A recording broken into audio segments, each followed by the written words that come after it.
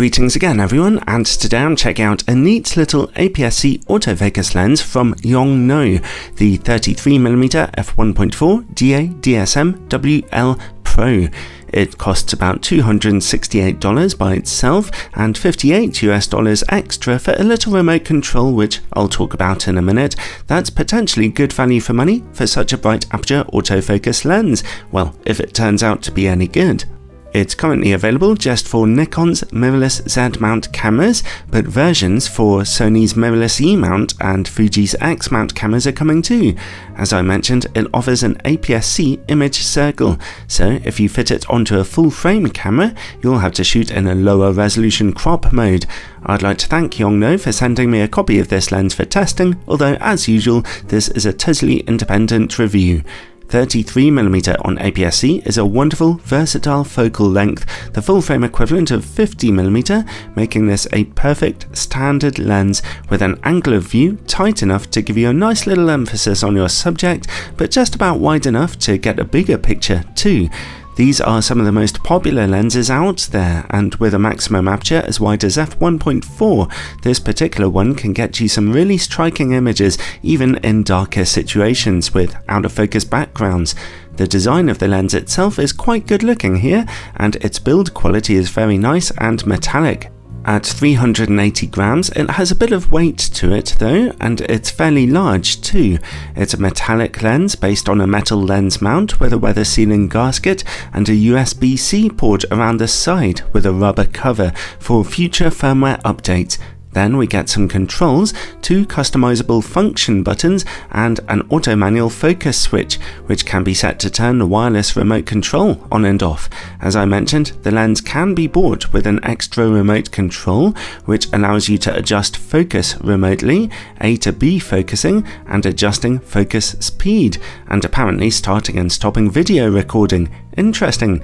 Not something I need at all, but some video makers doing unusual projects may be interested. Yongnuo's description of the remote control was interesting to me. In terrible creation environment, using Yongnuo wireless remote control can help you increase the possibility of blockbusters. Cool, so that's what I've been doing wrong all these years. Anyway, then comes the aperture ring. It only turns smoothly, but can be customized to control other options too. Then comes the manual focus ring, which is also metallic and turns very smoothly. The lens's manual focus response is quite smooth here on my Nikon Z mount version of the lens. As you can also see here, the lens doesn't really suffer from focus breathing, but some distortion warping is visible as you focus in and out. The lens's autofocus motor is quiet and accurate, working nice and quickly too. It's great to see Yongnuo's lenses performing so well in this regard. The lens has a 58mm filter size and comes with a plastic hood. It does not feature image stabilization, but the internal stabilization of my Nikon camera worked perfectly fine with it. All in all, the lens's build quality feels very nice and its electronics work absolutely fine also. So let's move on and look at image quality. I've got a Nikon version of the lens here, so I'll be testing it on my Z7 camera in its 20 megapixel cropped mode. At the time of writing, 20 megapixel is the highest resolution of Nikon's APS-C cameras anyway. In-camera corrections are turned on for this test, although they didn't really seem to do very much. At f1.4, the good news is that straight away we're seeing excellent sharpness and contrast in the middle of the image with almost no purple fringing, and I can tell you now that any purple fringing does go away at f2. Let's look over into the corners. Okay, the uncorrected barrel distortion is warping the image a bit, but still we see plenty of sharpness here and not much colour fringing. Stop down to f2 or f2.8 for corner image quality to quickly become brighter and perfectly sharp. The lens stays this sharp down to f11, although f16 looks softer due to diffraction. Overall though, we can give Yongnuo a pat on the back here. Apart from the annoying distortion issue, this is actually excellent image quality straight from f1.4. Well, on a 20 megapixel sensor, that is. Alright, let's take a closer look at that distortion and vignetting. As you can see, the barrel distortion is moderately strong here, with a slightly stronger pinch in the image corners. Vignetting is strong at f1.4 also. Stop down to f2 or f2.8 for those corners to brighten up very nicely though. The lens's minimum focus distance is 40 centimeters, not bad for a lens of this type. The good news is that, even at f1.4, close-up image quality remains very sharp, so that's pleasing. Let's see about work against bright lights now. The lens displays a small amount of flaring here, not really a serious problem, but there is a bit of a broader glare in there, which reduces contrast a little. Still, a fairly good performance. And while we're working in the dark, let's take a look for coma and sun stars.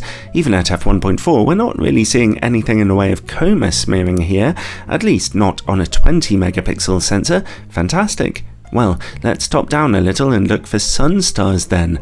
Broad sun stars are already emerging at f4. By the time you reach f8, they're easily visible and quite enormous. At f11 and especially f16, they become positively gigantic, which is always kind of exciting to see. Okay, bokeh. The good news here is that this lens's out-of-focus backgrounds almost always look lovely and smooth with no real issues. Very strong specular highlights can suffer from a little outlining though. And finally, longitudinal chromatic aberration. At f1.4, it's pretty strong here, unfortunately, and at f2. At f2.8, it's beginning to go away, and at f4, it's mostly gone. Well, there you go. I hope you enjoyed your lecture. In conclusion, this lower budget APS-C autofocus lens is pretty fantastic. It's one of the best that Yongnuo have made so far, to be honest. The only real issue I could find with it is that in-camera corrections didn't seem to work for the distortion and vignetting. I hope that can be fixed in a future firmware update, but otherwise, for the money you're paying, it's a great deal. So it actually comes highly recommended.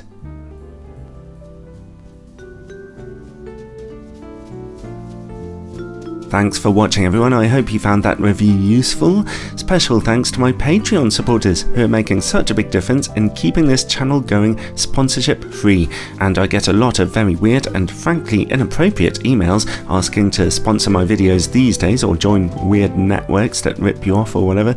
I love making exclusive bonus content for my Patreon supporters, as well as giving early access to some of my most interesting videos, especially vintage lens reviews. I've got a load of those on early access and Patreon right now.